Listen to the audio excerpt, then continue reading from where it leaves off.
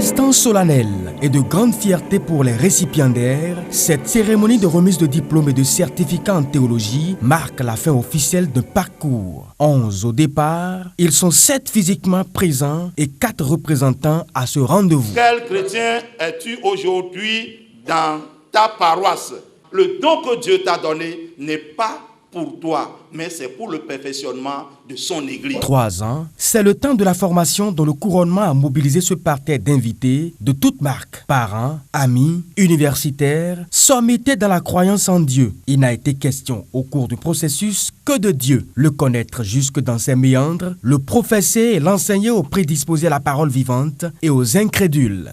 Cette promotion n'est pas la première que l'ISOM, International School of Ministry, en collaboration avec son partenaire Harvest Point Ministries, basé aux USA, forme pour la mission de l'évangélisation. Bien de gens sont passés, mais le terrain reste apparemment vierge. C'est la raison du choix du thème, je cite, « Prends garde du ministère que tu as reçu dans le Seigneur ». Prends soin du don ministériel que Dieu t'a donné. La race n'est pas une barrière pour accéder aux cours de théologie, dixit le président de Harvest Point Ministry. Et pour preuve, la formation est disponible en toutes langues.